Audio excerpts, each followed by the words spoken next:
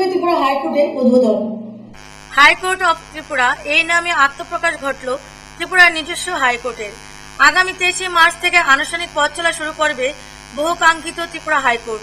ত্রিপুরা হাইকোর্টের প্রধান বিচারপতি সহ অন্য বিচারপতিদের শপথ গ্রহণ অনুষ্ঠান হবে 23 মার্চ বলে জানান আইনমন্ত্রী তপন চক্রবর্তী। বিচারপতিদের শপথ বাক্য পাঠ করাবেন বিদায়ী রাজ্যপাল ডক্টর DY পাতিল। ত্রিপুরার নতুন রাজ্যপাল শপথ না নেওয়া পর্যন্ত আইন অনুযায়ী তিনি রাজ্যপালের দায়িত্বে থাকছেন। আইন দপ্তরের সচিব দাতামোহন জমাতিয়া বলেন, দীপক গুপ্তা ত্রিপুরা হাইকোর্টের প্রথম প্রধান বিচারপতি নিযুক্ত হয়েছেন। প্রধান বিচারপতি সহ 4 জন বিচারপতি থাকছেন ত্রিপুরা হাইকোর্টে। প্রধান বিচারপতি আসছেন হিমাচল প্রদেশ থেকে। 25 মার্চ ত্রিপুরা হাইকোর্টের প্রধান বিচারপতি সহ অন্যান্য বিচারপতিরা এজলাসে উঠবেন। 26 মার্চ ত্রিপুরা হাইকোর্টের আনুষ্ঠানিক উদ্বোধন হবে। উদ্বোধক হিসেবে উপস্থিত থাকছেন কেন্দ্রীয় আইনমন্ত্রী অশ্বিনী কুমার। ব্যুরো রিপোর্ট, খবর ত্রিপুরা। বাংলাদেশের রাষ্ট্রপতি জিল্লুর রহমান গতকাল সিঙ্গাপুরের মাউন্ট এলিজাবেথ হাসপাতালে শেষ নিঃশ্বাস ত্যাগ করেন। মৃত্যুকালে তার বয়স হয়েছিল 85 বছর। বাংলাদেশের মহামান্য রাষ্ট্রপতি মোহাম্মদ জিল্লুর রহমান গতকাল সিঙ্গাপুরের মাউন্ট এলিজাবেথ হাসপাতালে চিকিৎসাধীন অবস্থায় শেষ নিঃশ্বাস ত্যাগ করেছেন। মৃত্যুকালে তার বয়স হয়েছিল 85 বছর। জিল্লুর রহমানের মৃত্যুতে বাংলাদেশে আগামী 3 দিন রাষ্ট্রীয় শোক ঘোষণা করা হয়েছে। জিল্লুর রহমান 2009 সালের 12 ফেব্রুয়ারি রাষ্ট্রপতির দায়িত্ব নেন। জিল্লুর রহমান 1929 সালে 9 মার্চ কিশোরগঞ্জ জেলার ভৈরব থানার এক সম্ভ্রান্ত মুসলিম পরিবারে জন্মগ্রহণ করেন। তার পিতা মরহুম মেহের আলী মিয়া ছিলেন প্রখ্যাত আইনজীবী ও তৎকালীন ময়মনসিংহ লোকাল বোর্ডের চেয়ারম্যান এবং জেলা বোর্ডের সদস্য। জিল্লুর রহমান ময়মনসিংহ জেলা শহরে তার শিক্ষা জীবন শুরু করেন। 1954 সালে ঢাকা বিশ্ববিদ্যালয় থেকে ইতিহাসে অনার্স সহ মাস্টার ডিগ্রি লাভ করেন। একই বিশ্ববিদ্যালয় থেকে তিনি আইন বিষয়ে স্নাতক ডিগ্রিও অর্জন করেন। ব্যুরো রিপোর্ট, খবর ত্রিপুরা। কৃষি দপ্তরের উদাসীনতায় উদয়পুর সুখসাগরের বিস্তীর্ণ জমির চাষিরা ক্ষতির সম্মুখীন হয়ে পড়েছে। এই সমস্ত ধানি জমিগুলি এক ফসলি হয়ে পড়ায় কৃষকদের মাথায় হাত। চাষিরা সরকারের সহযোগিতা চাইছেন। উদয়পুরের সুবিস্তৃত এলাকা জুড়ে সুখসাগর জলাটি পরিণত হয়েছে কৃষকদের দুঃখের চাবিকাঠি হিসাবে। এই বৃহৎ সুখসাগর জলাটির একাংশ ফুলকুমারী এলাকার প্রায় 800 হেক্টর জমির বর্গাদার ও কৃষকদের অভিযোগ, বর্তমানে জলাটিতে পূর্বের তুলনায় কোনো কৃষি কাজ হচ্ছে না। কারণটা হলো যে রেলের রাস্তায় জল নামার রাস্তা বন্ধ হয়ে গেছে। তারপরে পাক্কা নালা লাগবো, এটা পাক্কা নালা ছাড়া এই জল সংস্কার হইতো না। প্লাস যে ওখানে ধানের যে বাজার, অভিযোগ 300 হেক্টর জমি করা হয়েছে আর 500 ভাগ কৃষিকার্য করা হয়নি। ফুলকুমারী এলাকাটিতে 300 থেকে 350 খানি জমি রয়েছে। এই জমির উপর নির্ভর করছে 1000 থেকে 1500 পরিবার, কিন্তু বর্তমানে তাদের চাহিদার যোগান প্রয়োজন মতো না হওয়ায় এখন জমিটি কৃষকদের দুঃখের চাবিকাঠি হিসাবে দাঁড়িয়েছে। সরকার তো বলছে আমরা কৃষকের বন্ধু, আমরা গরিবের বন্ধু, তো আমাদের এত জমি এত বছর ধরে খিল রয়েছে, কোথায় কি করলো ওনারা কি দেখছেন না? আসা যাওয়াতেই তো এটা তো রুট সাইড, এটা তো আসা যাওয়ার সময় সবারই চোখে পড়ে, কিন্তু তার জন্য তো কোনো কিছু করেন না ওরা। উল্লেখ্য, এই সুখসাগর জলাতে এক ফসলি ধানের বীজ রোপণ করা যায়। তার মধ্যে সবগুলি বুরু ফসলের চাষ, যেমন পাকিস্তানি, পাইজাম, পূজা জয়া, কৃষ্ণকানা সহ 6-7 ধরনের ধান। কিন্তু উপযুক্ত ব্যবস্থা থাকায় এবং জমি সারের মূল্য বেশি থাকার দরুন বর্তমানে পাকিস্তানি ধানের। কৈলাসহর রামকৃষ্ণ মহাবিদ্যালয়ের স্নাতক স্তরের পরীক্ষার্থীরা অনার্স কোর্সে এডমিটের বদলে পেল পাস কোর্সের এডমিট। ছাত্রছাত্রীদের অভিযোগ কলেজ কর্তৃপক্ষের দিকে। এই ব্যাপারে কর্তৃপক্ষের নিকট ডেপুটেশন দিল কলেজের SFI ইউনিট। কৈলাসহর কলেজের প্রফেসরদের কারণে ফাইনাল পরীক্ষার 2 দিন আগে ছাত্রছাত্রীদের ভবিষ্যৎ নিয়ে প্রশ্ন উঠছে। আগামী 22 মার্চ কলেজের পার্ট 1 পরীক্ষা শুরু হবে। ঠিক এর 2 দিন আগে কিছু সংখ্যক অনার্স কোর্সের ছাত্রছাত্রীরা পাস কোর্সের এডমিট হাতে পায়। এই নিয়ে ছাত্রছাত্রীরা বিপাকে পড়েছে। এইসব ছাত্রছাত্রীরা সবাই প্রথম বর্ষের। কলেজে যখন ওরা ভর্তি হয় তখন ওরা অনার্সে ভর্তি হয়েছিল এবং গত 1 বছর ধরে এইসব ছাত্রছাত্রীরা কলেজে অনার্স কোর্সে ক্লাস করেছিল। আমরা এতদিন ধরে অনার্সে ক্লাস করতেছি, তো এখন হঠাৎ করে অ্যাডমিট আইছে, তখন দেখা যেতে সময় অ্যাডমিটে যে আমি এখন পাসে বাংলা অনার্স অ্যাডমিট আইছে, এখন পাসের অ্যাডমিট কর্তৃপক্ষ বলতেছে যে আমি পাসে পরীক্ষা সমস্যা হইতেছে যে আমরা এখন তো পরীক্ষা 22 তারিখ থেকে আমরা অনার্সে, তো আমরা অ্যাডমিটে আসি, তো এখন আমরা কইতেছি কি আমরা তো মানে অ্যাডমিটার দিচ্ছি আমরা পাসের অ্যাডমিট, তো আমরা কইতেছি যে আমি পাসে কেন, আমি তো অনার্সে। তখন কইতেছে যে না তোমরা পাসে পরীক্ষা দিতে হবে। আমরা সমস্যা জানতে চাইলাম যে কিনা লেগে তারা কইতেছে না তোমার পার্সেন্টেজ হইতেছে না, এমন কোনো হইতেছে না, অনেক কিছু কইতেছে।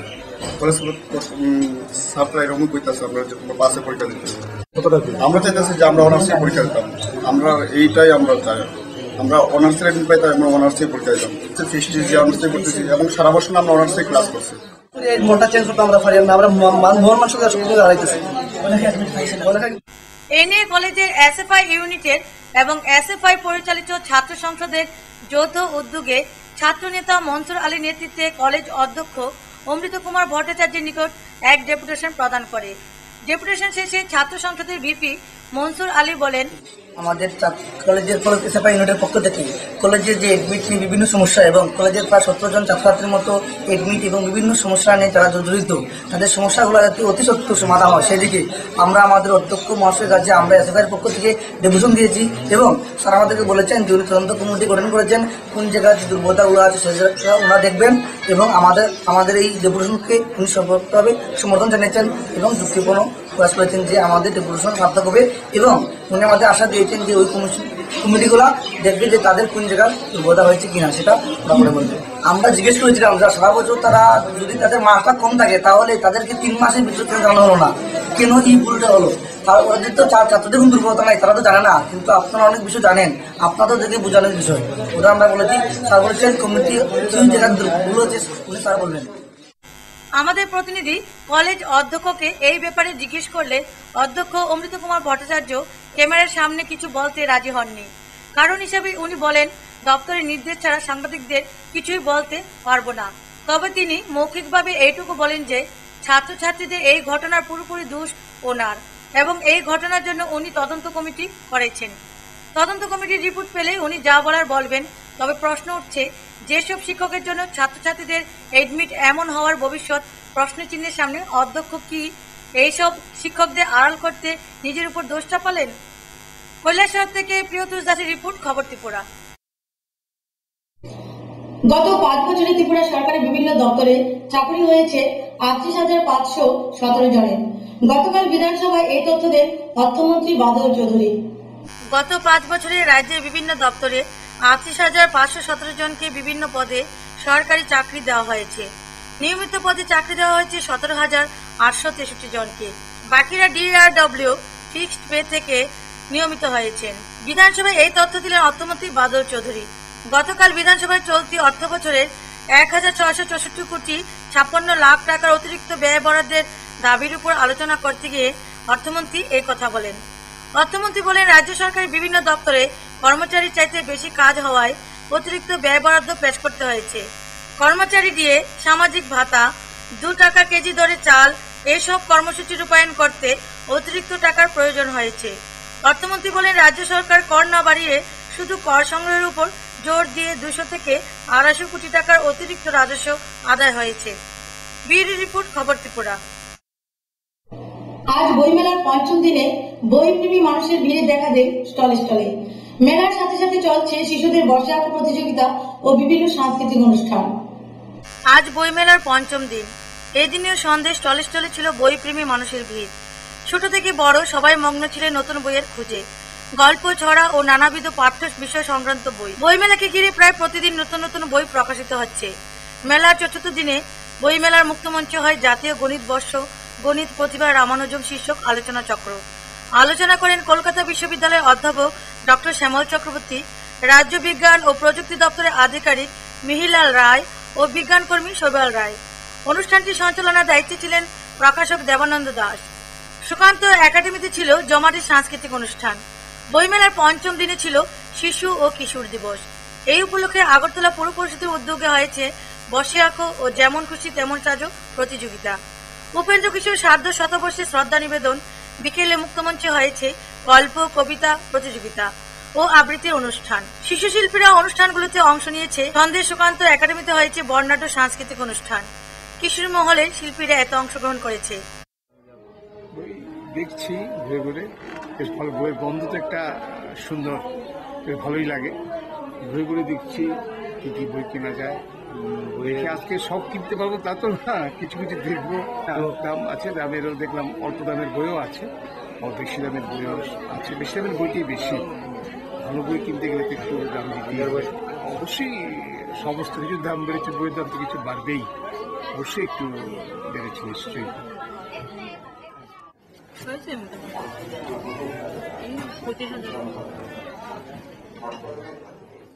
ব্যুরো রিপোর্ট, খবর ত্রিপুরা। নিদয়াতে 10 শয্যা বিশিষ্ট স্বাস্থ্যকেন্দ্রের নির্মাণ কাজ চলছে দ্রুত গতিতে। ধারণা করা হচ্ছে আগামী 2014 সালের মধ্যে এর নির্মাণ কাজ শেষ হয়ে যাবে। স্বাস্থ্যকেন্দ্রটি নির্মাণে খরচ হয়েছে প্রায় 3,94,65,00,000 টাকা। বামফ্রন্ট সরকার গ্রাম পাহাড়ের দুস্থ মানুষের জন্য স্বাস্থ্য পরিষেবা একেবারে হাতের কাছে পৌঁছে দেওয়ার লক্ষ্যে নিরলসভাবে সচেষ্ট।